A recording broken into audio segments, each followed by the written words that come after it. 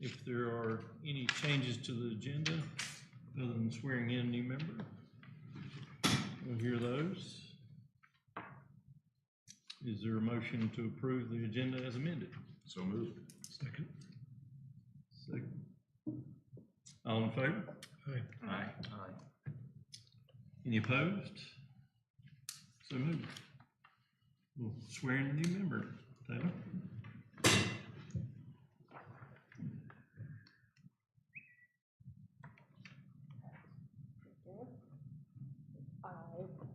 Do you, Brooks Mason, solemnly swear or affirm that you will support and maintain the Constitution and laws of the United States, the Constitution and laws of North Carolina, and the town of Blowing Rock, not inconsistent therewith, and that you will faithfully discharge the duties to which you have been entrusted as a member of the town of Blowing Rock Planning Board on this day, August 17th of 2023? I will.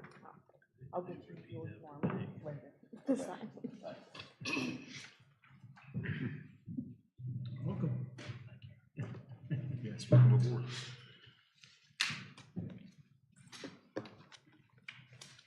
And next item is approval of minutes. You all received that in an email. Are there any comments or additions, deletions? Sounds good. Good job, Taylor. Motion to approve? Motion approved. Second? Second. All in favor? Aye. So moved. Next item, turn over to Brian for discussion of the dumpster screening. Dumpster. We don't have anything for action tonight. It's more of a discussion on a few things. A couple things been on mine and Kevin's radar for a little while. The first is dumpster screening. Mainly to start discussion, and if we feel like we want to move forward, we'll get a draft ordinance together for next month and then proceed. But just a background, the two-page supplement there we give you at the bottom at 1621 .15, trash containment areas. That's that's the guidelines we have for dumpster screening and containment areas. Some where this is stemming from is we've had not a lot of complaints, but we've had some complaints on bears, animals, getting in dumpsters and things. We've had, some complaints on the smell and things like that. We have had a lot of, I wouldn't say a lot of turnover, but as things has redeveloped, a lot of this has been brought into compliance. There's still probably quite a few dumpster screens or dumpsters themselves that don't have screening on them. I think it's something we'd need to take an inventory on, see what's out there. And I think our thoughts is, we've done this in the past with non-conforming signs, non-conforming type things, basically amortization to give a time frame to try to get some of these things in compliance. While it's not a huge widespread issue, I think we've made good progress with redevelopment, and I think our thoughts is maybe go ahead and start trying to clean some of these up. We can get an inventory of what's out there, give you an idea, is it a bigger problem we think or not, which I don't think it is a huge problem, but we have had some complaints on it. You can kind of read in there what the requirements are. The big thing obviously with the containment area is to keep trash contained, keep wind from blowing things everywhere, keeping it contained, but it's becoming increasingly more an issue of bears and animals getting into the ones that's not contained. Not saying that they're not going to get into something that does have a screen around it, but it does make it a little bit more difficult for them. So I think it's kind of a few different approaches of why this might benefit us. As far as the time frame, that's something we can discuss to make it a situation where it's not a burden on a property owner to have to jump on something. And I mean, it's not, I don't think, an expensive endeavor, but obviously there'll be some cost with screened, and typically you wanna, pour a concrete pad for dumpsters so they can support trucks, and it's just more feasible. Previously with signs, we put I think it was in the early 2000s, they put a 5-year amortization on non-conforming signs. I think they had good results with it. So I'd just like to start some discussion on this. You know, is this something we feel like, you know, y'all might want to support? If you got questions on it, or, you know, something we might want to move forward with, or to see anyone even notice dumpsters when they're around town or not. Yeah. Some do, probably some don't. Are we talking more residential or commercial? I think it's more of probably a commercial issue. It probably would trickle back to some multifamily. So it's probably more on the commercial. Okay. And is the focus just bringing everybody into, every property into compliance, not changing these standards? Or are you trying to change the standard? Correct. Okay. Yeah, I don't think there's nothing real elaborate about dumpster screening. Concrete pad we're talking about, the screening, access, you know, dumpster doors for access. Typically they're built at least a foot over what's enclosed in, and we do require them to be, if it's new, to be architecturally compatible with the buildings that's there, either through the materials, through the colors, just to make it architecturally compatible. In general, most of the time you're going to see wooden dumpster screens. We do see rock and stone sometimes. So that's at their discretion on what they use to make it compatible. So yeah, nothing per se to change what's there. It's just a matter to try to get some compliance with these. It seems like the requirement now seems like a good one, which is why I was asking the question. And when we begin review on a development plan, we try to work them into the site itself instead of, you know, let's stick it over here and screen it, but actually try to work it into behind the building, to the side of the building, where it's just less seen or built more into the structure itself. Now that won't be the case in every situation, because you're gonna have a lot of dumpsters that's probably sitting out there where they've been for years, but I think the goal is just to get them screened and take care of the trash issue, animal issue, smells and things like that. Without having done an inventory, what are you estimating percentage-wise of dumpsters in town that aren't properly screened? That's question one. Question two is, how did they get to be put in place without following the regulations on the books? As far as a number, I don't know. I mean, I don't think there's 100 out there. There's probably 10, 20. I don't know. We'll have to just do an inventory on that. There probably is a lot of screens that need maintenance, which we can address that through a maintenance section of the ordinance. This is, I think, more geared towards getting a new screen around something that's not there. There's probably significant, probably the properties we'll see is the ones that's just before ordinance, or just been there a long time, and it's just where it's been and never been pursued or thought of. Okay. Most of the time, if you don't have someone do it, they're not going to do it. Yeah, that's, but I mean, yeah. Right. I'm just sort of surprised that we, as many people as we have riding around town, that if you see a dumpster, you know, sitting out in the middle of nowhere, or sitting out in the parking lot, why isn't it screened? Right. You know, why hadn't it been addressed Right. with the owner of the property? I don't know if it's a huge problem or not. We were dealing with one dumpster that was at one of the local gas stations, and they were having problems with people stopping in, getting stuff, getting gas, and they were using their dumpsters. I don't know, this may deter some of that. I mean, it could be a positive for the business itself, if you don't like it, so. So the only thing you've really had to amortize is signs, and that was 5 years. But that's the only thing I know of was the signs.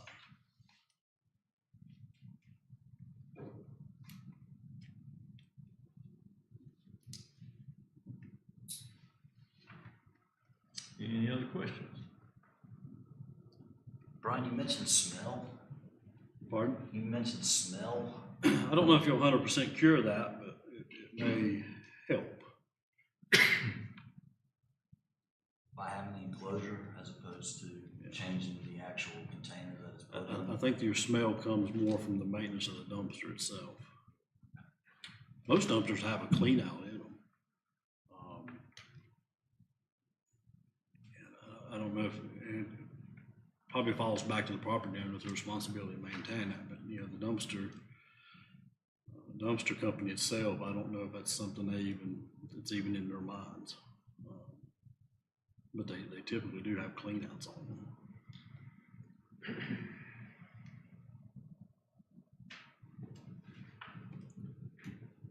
I think you get a lot of wind blowing That would certainly be an issue. trash, and I think that does help that a lot.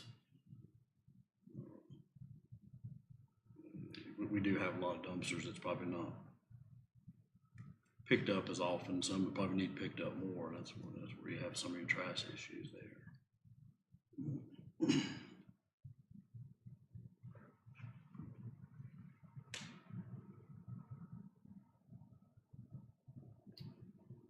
right. Give that some consideration.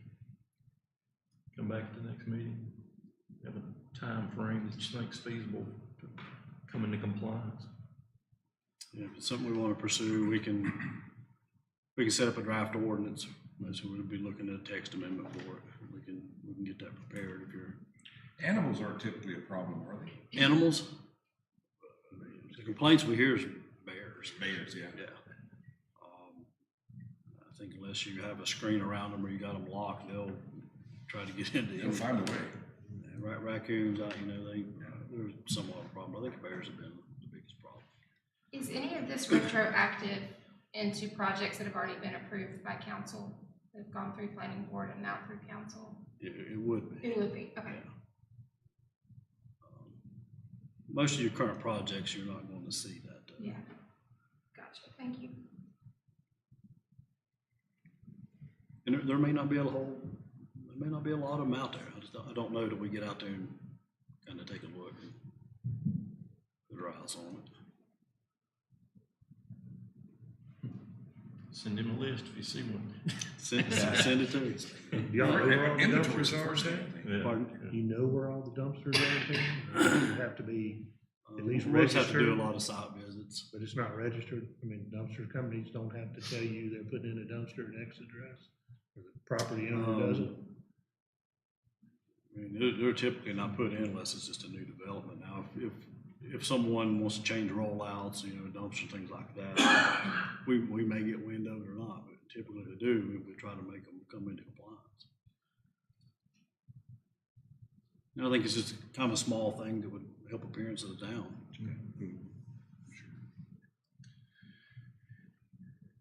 So if y'all in favor, we can I think get something back to you. Sounds good. And next up. You want to take that one too?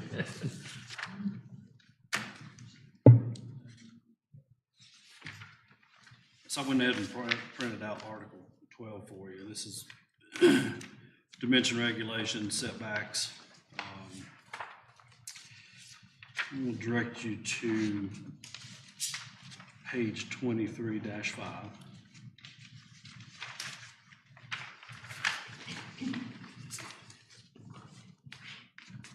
So with setbacks, we have setback requirements based on the zoning district. Those vary. Those are on page 23-4. But we've got a couple sections that we have in place that allow staff some flexibility to vary the setback based on topography, based on existing houses. It's not a lot. Typically, it's up to about 5 feet max, but it gives staff the flexibility to provide,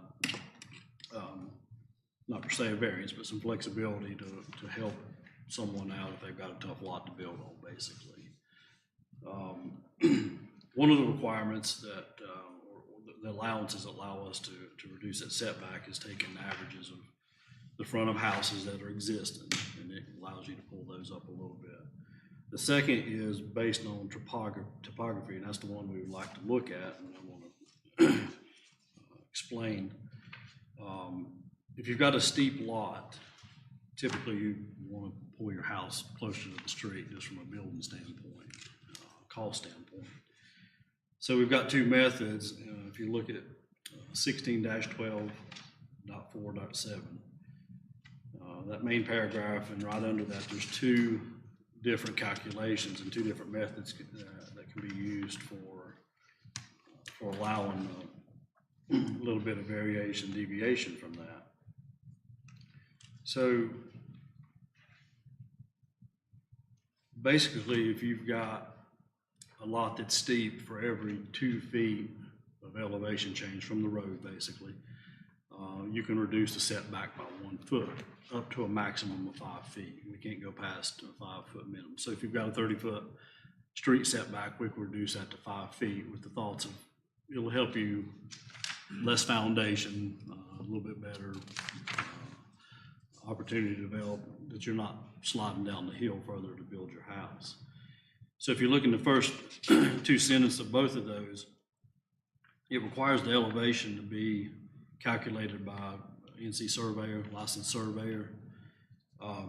What we're running into, and the reason this is coming up, is we're having a lot of folks that want to take advantage of this, but their surveys are 3, 4, 5, 6 months out now. We feel as staff, it's something minor that we could actually probably go give them an idea of what their elevation is and help them out with that elevation and give them a deviation and relieve them of having to get a surveyor, basically. Because it has put, I wouldn't say a burden on folks, but it has thrown projects down the road, and it's something simple that we can go out there and provide for them. The front setback based on house averages, we can go do that as staff, and it don't require a surveyor, so we can do that. So I think what we're looking at is kind of a consensus. Is this something that would be amenable? We're fine with going out and doing this as staff to determine that elevation change. We can keep the project rolling. This is just for residential properties. It's not for commercial, not commercial, not downtown or central business, but mainly based for residential. So it'd be a time saver, obviously probably a cost saver for folks as well. The max you're looking at is 5 feet that we can give them. So, you're not giving them a huge reduction in a front setback. Questions? I'm sorry, where does this say it's only for residential? Because 16-12-4, like the whole thing, right? Building setback requirements, and 23.3, like is for everything, right? Not just residential. So if you go to page 23-4, go to the table. In the middle of it, you'll see CB, that's Central Business District.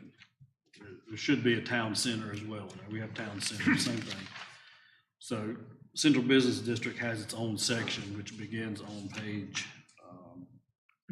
23-6. But so that's a Central Business, totally different section there. got it. But general business, office, right? I mean, those Right. things right below it are still part of this section. Or I'm just asking, I mean, tell me where it is, but tell me, where's 16-12-4-7 just limit itself to residential? 16-12-4-7. Yeah, because that's what you're talking about, right?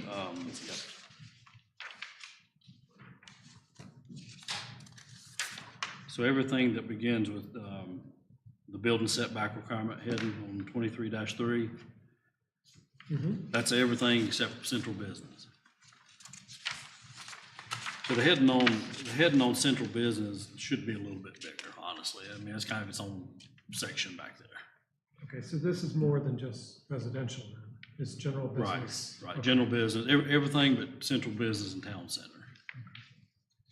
So that refers you to a totally different section on how we determine setbacks for those two districts. But everything else is contained within the building setback requirement section. So 4.5 is residential and 4.6 is residential. Right. Right. The fourth Because it sentence doesn't say. specifically mentions residential.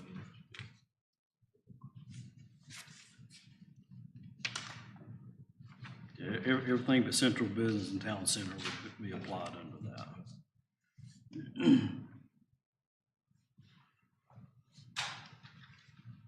So I understand what you're saying. I may have misheard, but I heard you say the changes you're talking about are only for residential. Right. I'm trying to understand. So the language right now is not about residential at all. It's just about everything. It does include residential. It includes it, but it's not exclusively residential because it Right. includes general business. Correct. And I think the case that you're talking about, right, of single-family houses, okay, that's simple, right? Yeah. But I wouldn't think that's the same for general business or office. Yeah, I mean, basically, a surveyor's gonna take a point on the street, and the surveyor's gonna take a point down. I mean, that's something staff can do in-house is what we're looking at. We don't get it used a lot for commercial properties. It's more residential. And we're seeing it more now with, that's the remaining lots we have, either up or down or steeper lots.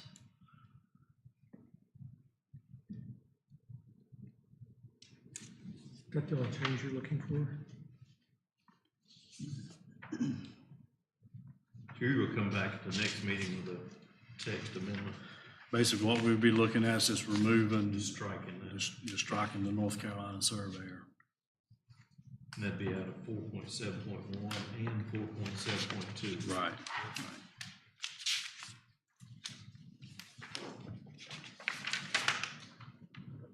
So basically, if, up to 10 feet, you can reduce 5 feet of setback. We'll probably, as far as staff, we'll get us some type of instrument to do this. If it was more than 5 feet, obviously it'd be a little different situation, but I think, 5 feet, that's something simple that we can do to maybe help them out. Typical survey is going to cost you a little less than 1,000, maybe into the thousands. So, there's a cost savings there for that, but the big thing we're seeing is just the time frame of property owners getting surveyors out there.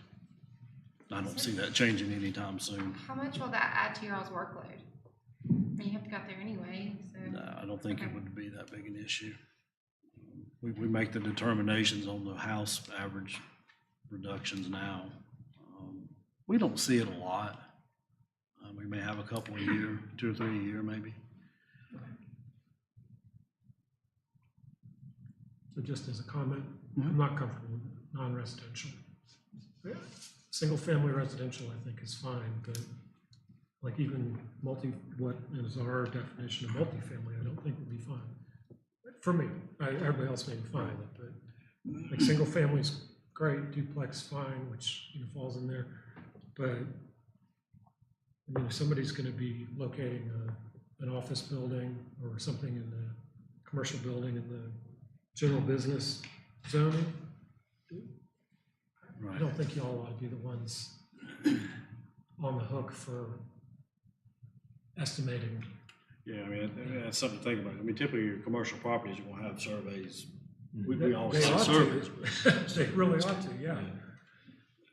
So, anyway, that's my question. That's also my comment on the thing. Residential, great, single family, great, but You wonder if there's a way you could put some language in there to,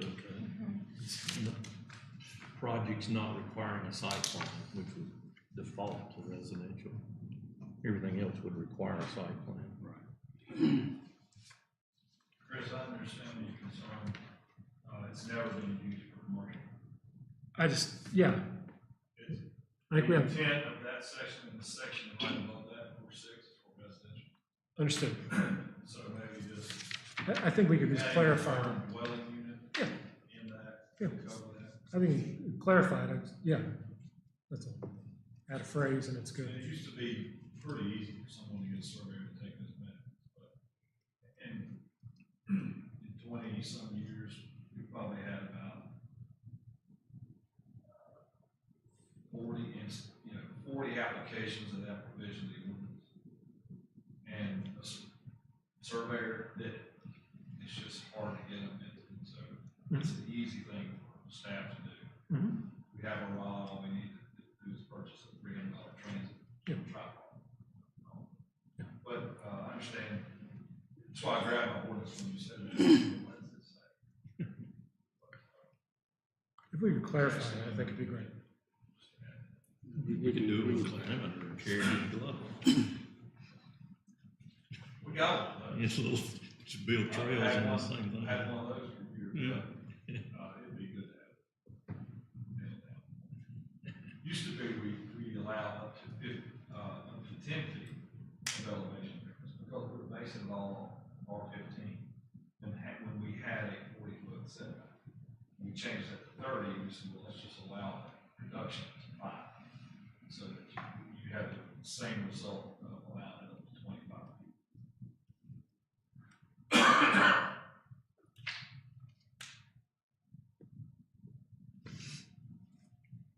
Does it say the maximum 5 feet in here? Yeah, I dismissed it, I guess. Yeah, it's in 12.4.7. Paragraph above it, right here. It's in the first paragraph there. Got it, got it. There it is. Most lots we step onto, we can automatically tell if they've got 10 feet of elevation or not.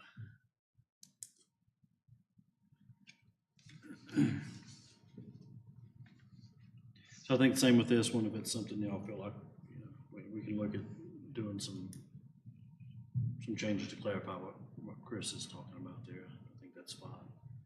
But we can bring you back something ready to go with this as well.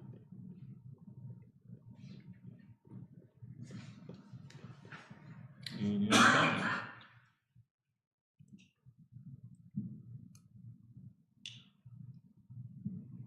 Keep progress moving in Blowing Rock.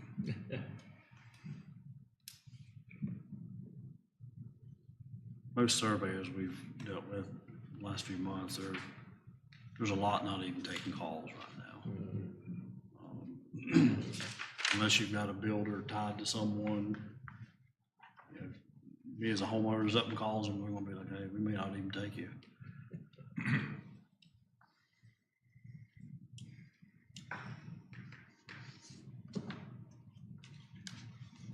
Anything under other business?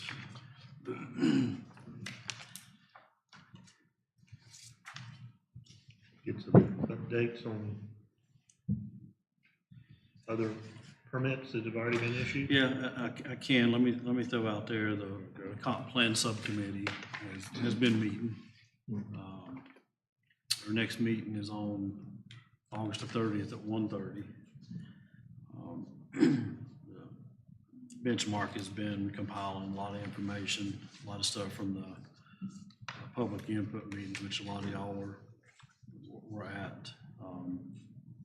So we'll keep plugging along with this. We'll keep you posted where we're at, but that's the next subcommittee meeting there. New permits. Not just new, but I mean, we go back to the Scotchman, it seems to be brought up every meeting. I mean, here we are, what, 2 years out? Yeah. So the Scotchman, as far as we know, is still moving forward. Towards where? That's That's a a good curiosity, but. So I think he's not having financial issues, but he's having some issues that's maybe saving him in the tax end of things. So the last conversations I had with him, he's looking towards the fall of getting started. It put him in some time frame that was going to benefit him quite a bit of money, so I understand. As far as we know, he's still moving forward with that. So they Across just the come street. They come in and pay a fee and extend the permit. They're still within their time frame. I mean, if they start this fall, they're fine. But, you know, we would have to eventually look at that. Across the street, I don't know if the coffee shop's moving forward or not. We hadn't had any movement on it. And Furs Building up the street. So Ann Fur, she come in, is going to start applying for her building permits, and she's one, I think, going to start to work soon. I think she's been getting lined up with contractors and cost and all that, so. She put flowers in the window. I don't know if you'll notice, but she put flowers in the windows. Yeah, they stay yellow without ever dying. It's amazing. So hopefully that'll move forward here soon. The El Rincon building, it's basically turned into a gut of the building. That's why it's taking so long. It's one of those that one thing leads to another, and I think we'll all be grateful that it proceeded this way and It's getting a new building. It's going to really dress the corner up, and it should be a good looking building. As far as we know, the Mexican restaurant is still planning to be back in there. So John's Hotel, the one on set, I think he's still planning this fall sometime. Probably expect demo anytime soon. And that's all. We hadn't had a lot of new commercial permits come in last few months. With the farmer's market, what happened to the petitioner, the lady that has the greenhouses down? She's gone. Yeah, that's what She have packed noticed. up and left town. I don't know if there's disagreements with there, but yeah, she's gone. So, okay, so she's no longer part of the farmer's market then? Well, she never was. I mean, she was her separate little use down there. I mean, that use can continue on the property, whether it's her or someone else. I don't foresee it. But the farmer's market obviously is continuing now.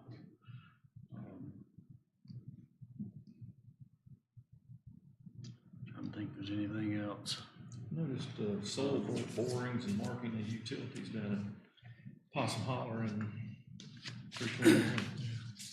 Yeah, we don't have any applications. I can't really say much there, but someone is looking at it. Yeah. I think it would be a good fit there, so we'll hopefully see in the next few months if something comes through there. We hadn't heard anything from the 7 acres at Chatola in a little while. I think they are proceeding forward. I think they're just trying to figure out design and things like that, so. What's happening with the brewery project?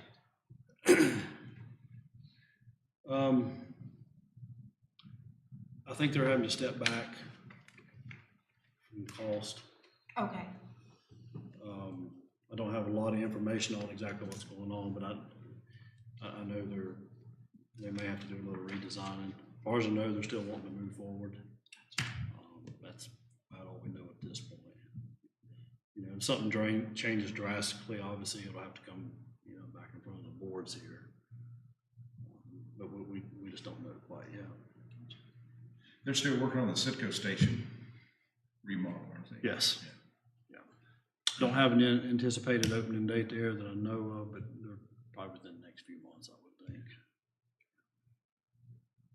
You heard anything about any condominiums or townhomes at the end of Skyland View, the potential access off of Valley Boulevard? No. Okay. There's just a local, well, Charlotte lawyer that lives up here is concerned about that, lives on Skyland View, has heard some things. So I didn't know if y'all had or, no. We don't have anything in for that. Okay. That's zoned, isn't it zoned commercial or something up there? Or general business. General business? Yeah, the lower end of that whole Yeah. neighborhood is general Yeah, business. where yeah. I remember seeing it when we had the zoning map up Yeah, for the overlay. expansion. long ago when we had meetings before a big summer break. Short term's allowed on one side, not on the other. Yeah, actually, I was sitting over across the street. Where were you? I'm not sure where you're talking. I think I think what you're talking about is the south end of Skyland View. You're talking about the It's south end. at the end, No, the right? north end. Oh, you're talking about the north The end. north end of Skyland View where it dead ends down that hill. And there's a big place where people have been dumping. You put up a sign, no dumping. But we're talking about in that area with then access off of Valley Boulevard back into it, which would be past Ann Furr's building on 321 on that side of the road. So, Sorry, I didn't understand which side you were talking about. yeah. I was thinking other end too.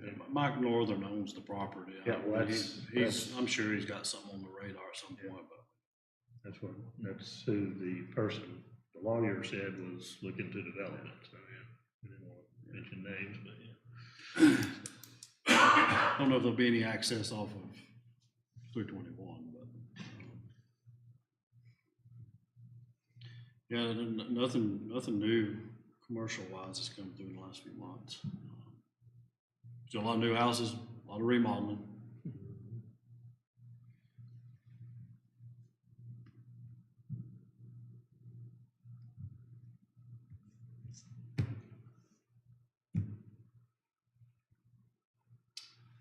Any other comments? Like I said, one knows Mexican Rock has opened. You know, they've been busy.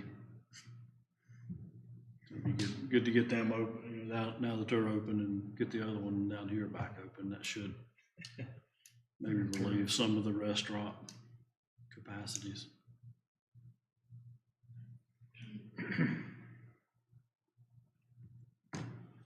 That's all I have unless y'all have any other questions. Sounds good. So we'll plan on convening next month and we'll get some things in front of you. Is there a motion to adjourn? I'll make that motion. Second? Second. All in favor? Aye.